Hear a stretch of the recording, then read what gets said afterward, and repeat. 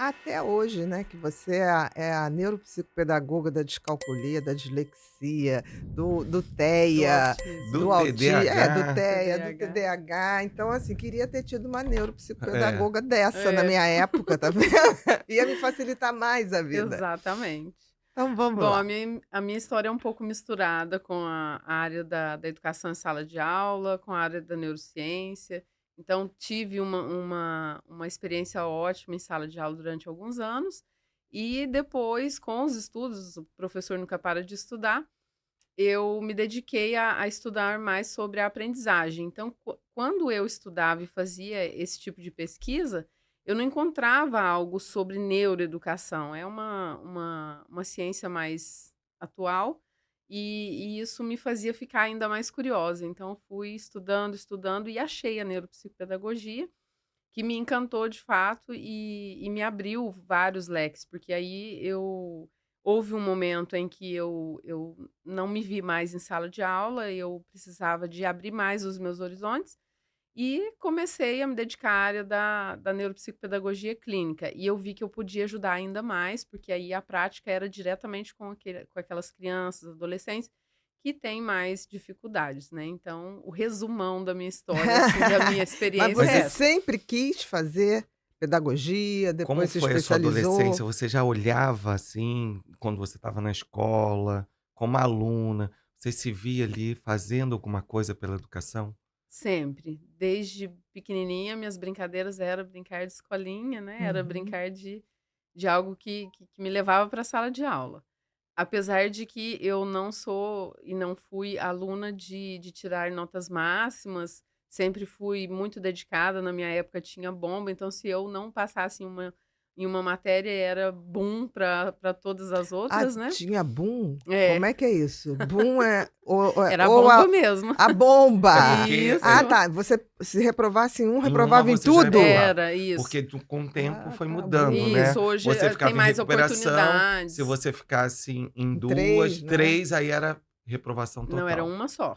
Só Se que Lá no na eu seu tu era tempo já tudo ou era nada. Isso, era era tudo ou tudo ou Era nada, nada. tudo isso. ou nada. Então eu me dediquei muito, né, para estudar, então desde pequenininha eu gostava, apesar das dificuldades eu gostava muito. Mas você tinha dificuldades, Eu Ediana? sempre enfrentei dificuldades, porque, eu apesar de que eu não tenho diagnóstico e trabalho com isso, mas eu me vejo muito dentro do TDAH, sabe. Uhum. Então, se eu não gostasse muito daquela matéria, mas eu tinha certeza que eu precisava de focar naquele assunto, eu precisava de fazer e tal, os trabalhos, enfim, eu me dedicava ao extremo em busca daquilo que eu precisava, mas eu não conseguia pela falta de atenção, pela quantidade de estímulos que me levava para muito longe daquilo, então E essa você dificuldade é nunca sempre. falou isso para sua mãe, por exemplo? Nunca. Nada? Não, Você absolutamente sofria nada. calada? Sempre. Do tipo assim: "Deve Ela me ser coisa via minha, é, Você a achava que era burrinha sou normal. eu". Você pegava tudo para si? exatamente, Aham. isso. E ela me tem até hoje, sempre me teve como uma menina muito dedicada, que ela tem um certo orgulho disso, sabe.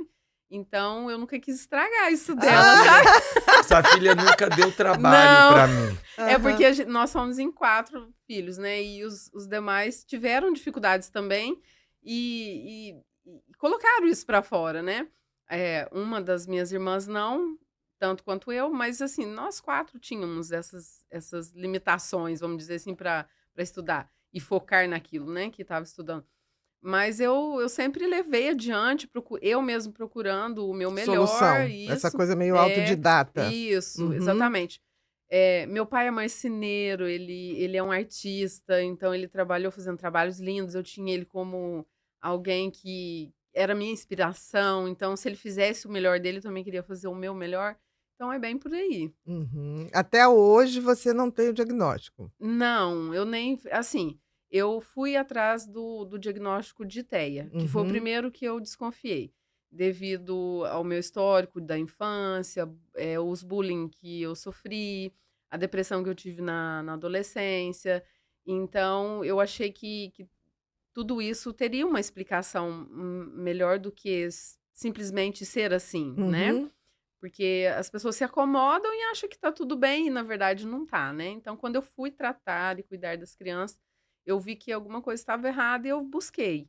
E de fato é o nível 1 de suporte hoje, né, Uhum. mas eu já acredito que, assim, na minha infância, na minha adolescência, eu tive uma dificuldade bem maior. De Do te De socialização, principalmente. socialização, de Uhum. comunicação, a minha dificuldade era essa de me comunicar, de colocar para fora aquilo que eu precisava falar e as pessoas não me entender.